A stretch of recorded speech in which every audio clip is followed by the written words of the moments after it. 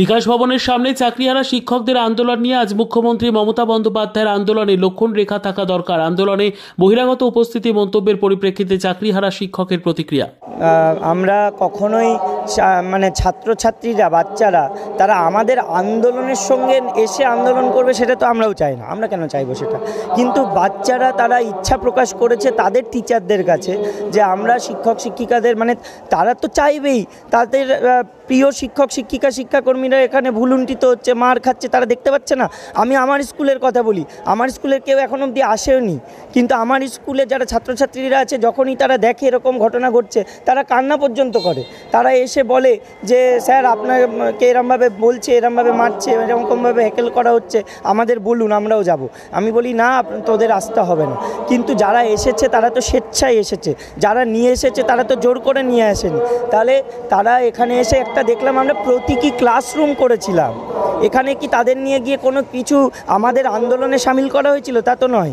তাদেরকে নিয়ে একটা প্রতীকী গল্প পাঠের আসর, একটা নীতিগত শিক্ষা, এইগুলো দেওয়া হয়েছে। এখানে প্রতিদিনই বস্তির কিছু বাচ্চারা আসে, তাদেরকে বিভিন্ন বিষয়ে শিক্ষাদান করা হয়। তাহলে সেটা আমরা করতে পারবো না? এটা অধিকার ক্ষুণ্ণ করা হলো। কিন্তু প্রেস রিলিজ প্রথমত ছাত্রছাত্রীরা যারা এসেছিলেন তারা স্ব ইচ্ছায় এসেছেন, তাদেরকে কেউ জোর করে আনেনি। আর আজ যারা ছাত্রছাত্রী, আগামী দিনে তারাই নাগরিক হবেন। সুনাগরিক হতে গেলে পরে চোখ কান খুলে রেখে অন্যায়কে অন্যায় আর ন্যায়কে ন্যায় বলতে শেখাটাও একটা ভালো মানুষ হবার লক্ষণ। তারা সেটারই পরিচয় দিয়েছে। এবার কে কিভাবে দেখছে আমার জানা নেই, তবে এটা কোনোভাবেই চাইল্ড রাইট ভায়োলেশন কোনোভাবে করা হয়নি। তারা তাদের স্ব ইচ্ছাতেই এসেছে তাদের প্রিয় দিদিমণি মাস্টারমশাইদের পাশে দাঁড়াবে বলে, এবং এখানে কোনোভাবেই আমাদের দিক থেকে তাদেরকে কোনোভাবেই জোর করে নিয়ে আসার কোনো তো প্রশ্নই আসে না। ফলে এখানে ভায়োলেশন, চাইল্ড রাইট ভায়োলেশনের কিচ্ছু হয়নি। দেখা যাচ্ছে আপনাদের আন্দোলন চলার পর থেকে একাধিক অভিযোগ যেমন করা হচ্ছে, কারণ চাইল্ড রাইট ভায়োলেশন এটা একটা অভিযোগ আছে, তার পাশাপাশি দেখা যাচ্ছে 5 জনের বিরুদ্ধে নোটিশ পাঠানো হয়েছে পুলিশের পক্ষ থেকে, যেখানে দেখা করতে হবে তাদেরকে আগামী 21 তারিখ। এবং তার মধ্যে রাজনৈতিক ব্যক্তিত্বরা তারা কটাক্ষ করছে আন্দোলনকে, পুলিশের লাঠিচার্জ। এই সব কিছু কি আন্দোলনকে বন্ধ করার জন্য? হ্যাঁ, হয়তো সেই দিকেই নিশানাটা করা হচ্ছে যাতে আন্দোলনটা বন্ধ হয়ে যায়। কিন্তু আমার প্রশ্ন যারা কটাক্ষ করছেন তাদের কাছে, যে আজকে আমাদেরকে কটাক্ষ করছেন আমরা নাটক করছি বলে, কিন্তু ঘটনাটা কথার যদি ধরেও নিই যে হ্যাঁ আমরা এখানে নাটক করছি, এই নাটকটা করার জন্য প্রেক্ষাপটটা কে তৈরি করেছিল? আমরা নিশ্চয়ই প্রেক্ষাপট তৈরি করিনি। এসএসসি কিসের জন্য হাইকোর্টে চলাকালীন মামলায় সঠিক তথ্য দিল না? এর দায় কার? এসএসসি, পর্ষদ এবং সরকারের। এখান থেকে তারা কোনোভাবেই মুখ ফিরিয়ে নিতে পারেন না। আজকে তারা বলছেন আমরা নাটক করছি, যখন তাদের সঠিক সময় সঠিক কাজটা করার কথা ছিল তখন তারা কেন করলেন না? আজকে তো আমাদের রাস্তায় বসার কথা ছিল না। তাহলে আজকে তারা আমাদের বাধ্য করেছেন, আজকে আমাদের বলছেন নাটক করছি। এই একই জিনিস আমরা ওনাদেরও বলতে পারি যে 2 বছর ধরে যখন এই ঘটনাগুলো ঘটছিল তখন তারা কি করছিলেন? তখন কি তারাও নাটকই করছিলেন অযোগ্যদের বাঁচাবেন বলেন? অর্পিতা সেনগুপ্ত। গতকালকে একটি র্যালি করে আসা হয় বাচ্চাদের নিয়ে, তাদের হাতে প্ল্যাকার্ড ছিল, তারা আপনাদের আন্দোলনকে সমর্থন করছেন। সেই প্ল্যাকার্ড নিয়ে তারা র্যালি করে আসে, পরবর্তীতে তাদের এখানে ক্লাস করানো হয় আপনাদের পক্ষ থেকে। তো এই সংক্রান্ত বিষয়ে আজকে একটি প্রেস রিলিজ দেওয়া হয়েছে, যেখানে চাইল্ড রাইট কমিশন তারা বলছেন যে শিশু সুরক্ষা যে আইন সেটিকে লঙ্ঘন করা হয়েছে, এবং সেই কারণে আগামী 3 দিনের মধ্যে বিধাননগর পুলিশের কাছে রিপোর্ট তলব করা হয়েছে।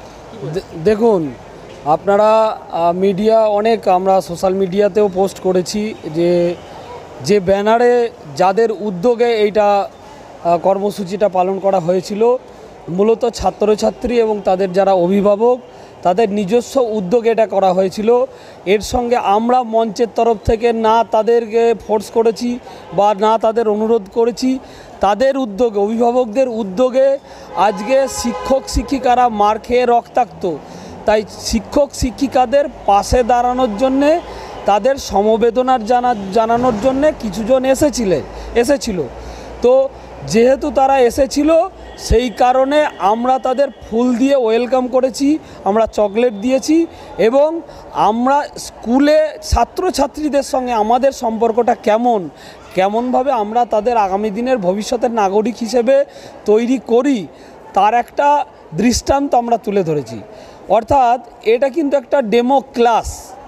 আমরা কিন্তু তাদের আন্দোলন মানে বিক্ষোভ দেখানোর তাদের প্রভোগ করিনি বা তাদের প্ররোচিত করিনি, অর্থাৎ এটা কিন্তু আমাদের মঞ্চের উদ্যোগে নয়। আর আমরা মঞ্চে যেটুকু করেছি সেটা মূলত ছাত্রছাত্রীদের পাঠদান করা। এই পাঠদানটা আন্দোলনের মানে মূলত বিক্ষোভ বা আন্দোলন এর অংশ নয়। আমরা জাস্ট সরকারকে দেখাতে চেয়েছি যে আমরা শিক্ষক ছাত্রছাত্রীদের কিভাবে পাঠদান করি এবং ছাত্রছাত্রীরা শিক্ষকদের না পেয়ে স্কুলে না পেয়ে কীভাবে শিক্ষার ক্ষতি হচ্ছে তার একটা দৃষ্টান্ত দেখাতে চেয়েছি। আপনারা বলছেন তার মানে যে এই যে গতকালকের র্যালি সেটা আপনাদের পক্ষ থেকে না না না, ব্যানারে পরিষ্কার দেখবেন যে ব্যানারে আমাদের যোগ্য শিক্ষক শিক্ষিকা অধিকার মঞ্চ বা যোগ্য গ্রুপ সিডি অধিকার মঞ্চ এরকম কিছু লেখা আছে কিনা দেখবেন। এরকম কিছু লেখা নেই। এটা আমাদের উদ্যোগে হয়নি। মূলত ছাত্রছাত্রী এবং অভিভাবকরা তাদের নিজেদের টানে শিক্ষকদের প্রতি সমবেদনা জানাতে তারা নিজের উদ্যোগে এসেছে। যদি এই অবস্থায় দাঁড়িয়ে আপনাদের বিরুদ্ধে কোনো অভিযোগ করা হয় বা কোনো অ্যাকশন নেওয়া হয়, কারণ আমরা দেখেছি যে 5 জনের বিরুদ্ধে ইতিমধ্যেই একটি বিধাননগর পুলিশের পক্ষ থেকে একটি বিএনএসএস জারি করা হয়েছে, যেখানে বলা হয়েছে সরকারি সম্পত্তি নষ্ট, পুলিশের ওপর আক্রমণ, একাধিক অভিযোগ করা হয়েছে, 5 জনকে তলব করা হয়েছে। এরকমও যদি এই ঘটনার পরিপ্রেক্ষিতে আপনাদের কোনো অ্যাকশন নেওয়া হয় আপনাদের বিরুদ্ধে, কী করবেন কিছু ভাবছেন? বিষয়টা দেখুন, আমরা শুরু থেকেই দেখছি গত বৃহস্পতিবারের যে বিকাশ ভবন ঘেরাও কর্মসূচিতে পুলিশি যে নির্যাতন এবং অত্যাচার করা হয়েছে সেটা প্রত্যেকটা ভিডিও ফুটেজে একদম পরিষ্কার যে নির্বিচারে পুলিশ লাঠিচার্জ করেছে এবং রক্তাক্ত করেছে। সেইটাকে ডিফেন্ড করার জন্যে পুলিশ প্রশাসন প্রেস মিট করে তারা মিথ্যাচার করে বলছে যে আমরা নাকি কোনো সরকারি সম্পত্তি ভাঙচুর করেছি, এই করেছি ওই করেছি, যেটার সঙ্গে বাস্তবের কোনো মিল নেই। অর্থাৎ পুলিশ প্রশাসন তাদের যে ভুল, তাদের যে অন্যায় সেটাকে ঢাকা দেওয়ার জন্য আমরা যারা যোগ্য শিক্ষক শিক্ষিকারা যারা রাস্তায় আছি তাদেরকে কলঙ্কিত করার জন্যে, আমাদের এই আন্দোলনটাকে দমিয়ে দেওয়ার জন্য আইনিভাবে আমাদেরকে বিভিন্ন রকমভাবে তারা দমিয়ে দেওয়ার চেষ্টা করছে, আইনের বেড়াজালে আটকে রাখার চেষ্টা করছে। কিন্তু আমরা এইটা দেখে ভয় পাবো না। আর যে মিথ্যাচার যেগুলো করা হচ্ছে সেটা আমরা আমাদের মঞ্চের পক্ষ থেকে যথেষ্টভাবে তার উত্তর দেব, তার পদক্ষেপের মধ্য দিয়ে আমরা তার জবাব দেব। আমার নাম বৃন্দাবন ঘোষ।